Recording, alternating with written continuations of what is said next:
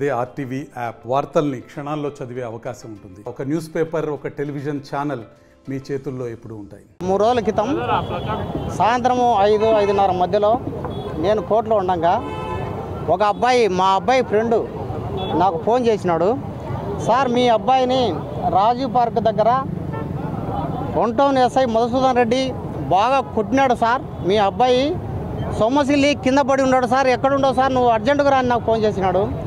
నేను వెంటనే ఆ కట్ట మీదకి పోయినాక జనాలంతా దాదాపు 200 మంది చుట్టూరు ఉన్నారు. మా అబ్బాయి కింద పడి ఉన్నాడు. అప్పుడు పోయి నేను, ఏం సార్ మా అబ్బాయిని ఆ రకంగా కొట్టినావు, దేనికి అని నేను అడగ్గా, నీ కథ ఏందిరా, నా రూల్స్ అదే, నేను ఉండే పొజిషన్ అదే, కాబట్టి నేను ఎవరికి భయపడేవాని కాదు, నేను కొడతాయ్యా, నీ కథ ఏది, నువ్వు లీగల్గా ఏమైనా ఉంటే ప్రొసీడ్ చేసుకోపో, నేను కూడా లీగల్గా ఏదో ఒకటి గిట్టో కట్టుకొని చేయికి నేను ఏదో ఒకటి కేసు పెడతాను మీ మీద, నన్ను ఏమీ పెరగలేవు అనే రకంగా మాట్లాడినాడు.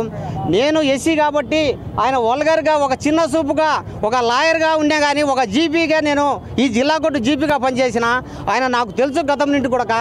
అయినా ఏం సార్ నువ్వు అట్లా మాట్లాడతావే, నీ భాష మాట్లాడవంటే నా భాషే ఇంత, నువ్వు నన్ను ఏమి పెరగలవు, నీ చేత ఏమవుతుంది, హే పో ఇంటి అనే మాటలు మాట్లాడాడు ఆయన.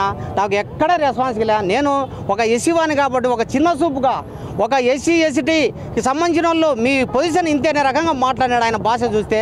వెంటనే సార్ ఆ అబ్బాయి చనిపోతాడు సార్ ఏంటంటే, అవయ్యా కొడతా, నువ్వు ఏం చేస్తావు, ఏమి నన్ను ఎవడు ఏమి చేయలేడు, ఎవడు నన్ను ఏ దాంట్లో ఏమి పేర్కోలేడనే రకంగా కానీ భాషతో మాట్లాడిన విషయం అది. సార్ ఆ కీసు సార్ అంటే, లేదు ఒంటంలో పెట్టినపో ఇంటి మర్యాద కంటే కొంతమంది కానిస్టేబుల్ ఏదో మా సార్తో అట్లా మాట్లాడతామని నన్ను అడ్డగించారు. అయ్యా పోయా నువ్వు మర్యాదగా పో అనే రకంగా కూడా నన్ను మాట్లాడినాడు. కాబట్టి ఇంతట్లో ఆయన సస్పెండ్ చేయాలా, ప్లస్ వచ్చి మేము కేసు పెట్టినాము ఒంటంలో కూడా, ప్లస్ వచ్చి ఎస్పీ కూడా ఇచ్చినాము, ఆయన మీద యాక్షన్ తీసుకోవాలా. అంతేకాదు ఈ యాక్షన్ కింద తీసుకోకుంటే మేము నిరాహార దీక్ష కూడా కూర్చుకునేదానికి సిద్ధంగా ఉన్నాము. ఒక ఎస్ఐ కావచ్చు, ఒక పోలీసు డిపార్ట్మెంట్ కావచ్చు, లీగల్కి కావచ్చు, చట్టపరంగా కావచ్చు, ఎవరిని దాడి చేసేదానికి ఏ చట్టంలో లేదు. ఆయన యాక్షన్ తీసుకోవచ్చు. ఇప్పుడు ప్రస్తుతానికి ఆయన ఏదన్నా బండే పట్టుకున్నాడు, అతనికి లైసెన్స్ లేకుంటే ఏదో పెనాల్టీ వేయి, లేకుంటే కోర్టుకు అప్పచెప్పు, కోర్టు చూసుకుంటుంది ఆ నేరస్తులను ఏదన్నా విధి చేస్తే. కానీ నీకైతే ఎక్కడ అధికారం లేదు. కాబట్టి మా అబ్బాయిని భయంకరంగా కొట్టినాడు. ఆ అబ్బాయిని హాస్పిటల్లో పోయి చేర్చే, హాస్పిటల్లో 3 గంటల వరకు మాకు ఎక్కడ అడ్మిషన్ ఇవ్వకుండా, నువ్వు పోలీసులు కాబట్టి అక్కడ డాక్టర్లను కూడా భయపెట్టిన రోజు అది. నేను 4 గంటల తర్వాత ఆ అబ్బాయిని అడ్మిషన్ చేసినారు. ఏం లేదు పోనీ అక్కడ కూడా కవర్ చేసినారు. ఏంటంటే అతనికి అక్కడ హాస్పిటల్లో ఎమ్మెల్సీ సర్టిఫికేట్ ఇచ్చే ఇతని మీద కేసు కడతారనే ఉద్దేశంతో డాక్టర్లను కూడా భయపించిన కాలం అది. కాబట్టి ఇది మంచి పద్ధతి కాదు. ఒక న్యాయవాదిగా ఉంటే నా కొడుకు నేను అట్ట చేసినప్పుడు మామూలు సామాన్య మనిషిని నువ్వు బతకనిస్తావా అనేది కూడా నాకు పూర్తిగా అర్థమైంది. అంతేకాదు అతని మీద వెంటనే యాక్షన్ తీసుకొని ఆయన చేసిన తప్పుకు క్షమాపణ చెప్పిన కాదు.